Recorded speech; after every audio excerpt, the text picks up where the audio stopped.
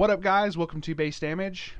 This week we are bringing to you a new segment, actually based off of an idea from one of the guys that has been talking to a whole bunch lately. Sent us in some links to wsdecks.com. I say some, but it was actually a whole bunch of different, like, hey, here's some decks that I've been working on, and been really interesting to look through. And I got to thinking about it. Said, you know what? Why the hell don't we review some of these decks? And I talked to him about it. He's like, dude, that'd be great. So what we're going to do is this is a new segment called Road Deck Reviews. If anyone has their own decks that they want us to do a review for as well. I'm mostly going over a bunch of the Kantai stuff. I still need to look into Project Diva because he sent us a bunch of Project Diva as well. The Hatsune Miku, which is really cool.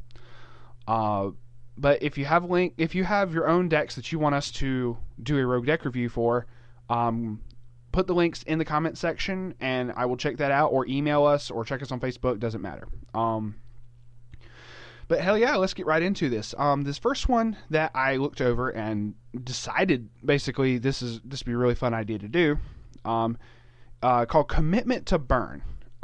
This is based off of mostly Haruna and Isuzu, and it's mostly red with green. The splash of blue is the backups. We'll get to that later. But character backups, yay! Always good there. And how do I put it? This is a very interesting build. I didn't exactly understand it by first glance. I actually had to go over each individual card to understand, which is really interesting once I got to thinking about it. The choices in this were, it took me a second to piece everything together, but I'll try to go over it as quickly as I can. You got several beat sticks at level 0, being able to do several top checking. Now, effects that let you check the top of the deck comes into play later because of the level 3 Haruna. Basically, the level 3 Haruna states that when it's played, you can reveal the top card of your deck, and if it's a Fleet Girl, burn your opponent for 1. So you want to be able to get that off if at all possible. So you have things like Akebono that let you check the top 2 cards of your deck, and rearrange them as you see please. Izanami top checks is in the Global 500. Really good replacement for Hatsukase if you can't afford Hatsukase, just saying. Inaduma, even though she normally just is used to search level 1 and lower characters, she also top checks. So really cool. I like the inclusion of the Ikaduchi. This is the first Brainstormer that Kantai used, because the Brainstorm effect that for every climax that you reveal, you get to exchange out a card from your clock, which is very useful. After having played Two of Ru, there's a level 0 Mikon that does close to the same thing, but not off of a Brainstorm. But basically, because you have all those cards there in your clock, it's as if you have access to a secondary hand. And just once you realize that and you begin utilizing that, it just becomes that much more broken. This being no exception, being able to use the Brainstorm effect off of that and get value off of that if you're able to hit the climaxes. If not, it just means you got damage out of the deck that would be dealt to you otherwise. You got buffers like Mikaduki, 2500 or Character Encore, really big 4K beat stick. This is actually the reason it shows up twice there is because of the way that WS Decks is set up. You can actually specify where you got the card, what type of card off of foil or whatever. This is specifically off of the trial deck. This is out of the booster pack. But really good buffing, really good top checking, and just great utility overall that Kantai just has for level 0. Just so much good utility. It's a great toolbox of stuff. Going into the level 1s, you got more buffers, and she has a change into her level 2, which actually gives a bigger global buff to your Fleet Girls. You can tap her to give a character 1500 until end of turn. You got Nagara, that is basically an oversized vanilla. She gets a little bit stronger than your average level 1 cost 1 vanilla. But that comes into play because she's that much bigger. Isuzu, her normal version. I was about to say Isuzu Kaini. That's actually the promo version. That's the normal version. Has a climax combo. She has clock encore, but her climax combo, when she swings, if the climax is in there, give all your level 1 or lower characters 1500 power. Considering that there's not that many level 1s in here, you keep them alive if at all possible, but you also can search them with the Clumsy Girl Inaduma, which is really useful. So, the Isuzus, also if you have multiples, this effect stacks for more buff. Being able to just buff all your characters, just all your level 1 and lower characters, just really huge. And then stuff like Notori, that if it's in the middle position, gets 1,000 power and has character encore. So she herself is also a very big character, but when all these, basically, like using Notori's effect, these girls just get really, really big. And I just like how it's set up between character encore, clock encore. Honestly, getting big enough to the point that your opponent's not going to get over it at level 1. They're either going to be expending resources or they're going to be ramming into her just straight up. Your level 2s give you stuff like even a bigger... Also because you can change into this at level 1, which is really nice. So your level 1s that you just swung with and are going to be keeping alive anyway are even bigger. It's a global 1,000 buff to all your Fleet Girl characters. She has a reduced encore cost, but that's really not even something you look at that much. It may come into effect, but it's not something you got to worry about. Isuzu, I'll be the flagship Isuzu Kaini. These are two different Isuzu Kainis.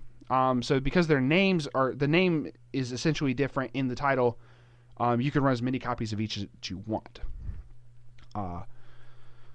Excuse me.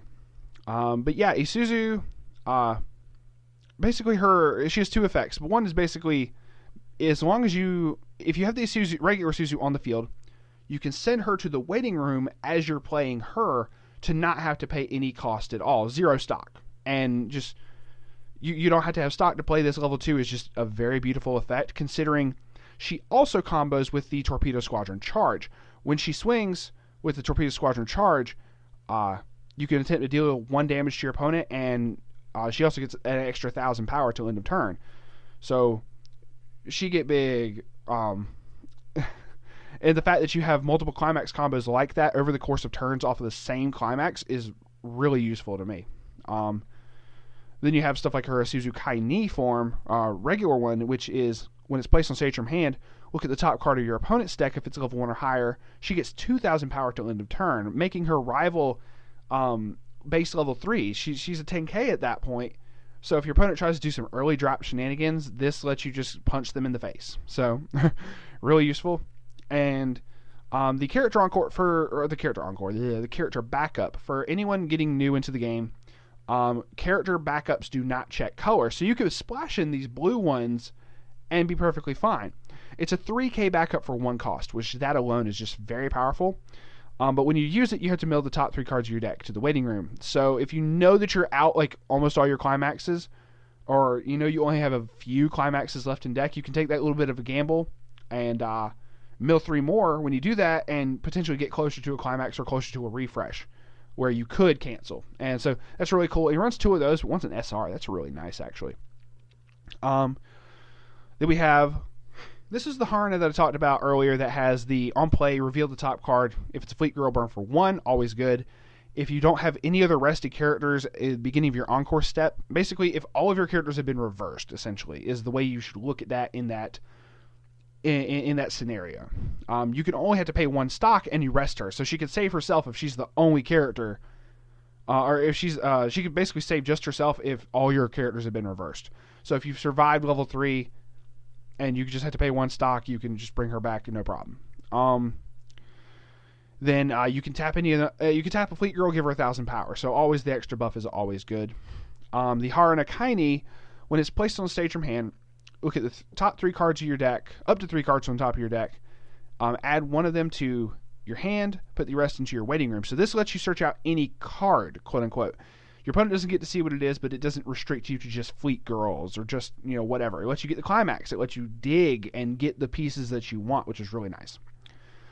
Also, when she attacks, if her climax combo, I'll go over these real quick, actually. Sorry. Torpedo Squadron Charge is a red stock from waiting room and +1 soul. But Haruna's is a 1k1 salvage trigger.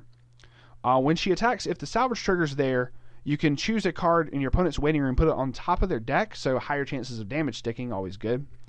And then she gets plus 2,500 power, and then she is unaffected by your opponent. She gets hexproof, quote unquote, if you've ever played MTG. Basically, she's unaffected by your opponent's stuff until the end of your opponent's next turn. this means that they can't compass her. This means that they can't project darkness her, and just any other things that would target just do not affect her is really, really useful. Hexproof is such an amazing ability, and you only see it on a couple cards like the level 3 Yami from Tula Vru. So that's really nice, and being able to do that, just it's just so funny just to be able to give that big of a buff. Off of the Climax combo alone, she becomes a 13-5 before anything else, between her Climax and the combo. And your opponent's going to have a fun time trying to not die from that. Especially if they can't target it, like bouncing or, debuffing or anything of that nature. Also, if you have the event active, it's a level 2 event, Wedding Ring, basically. It says Wedding Tentative, but I don't know why it's called a tentative. It's whatever. You pay 1, you put it into your memory, and your middle center, as long as it's a Fleet Girl, gets 2,000 power. And that's a constant ability in the memory. As you stack multiples of these, if all 3 of these are in memory, your middle center Fleet Girl gets 6,000 power, which is amazing. Just always funny effects like that just get me.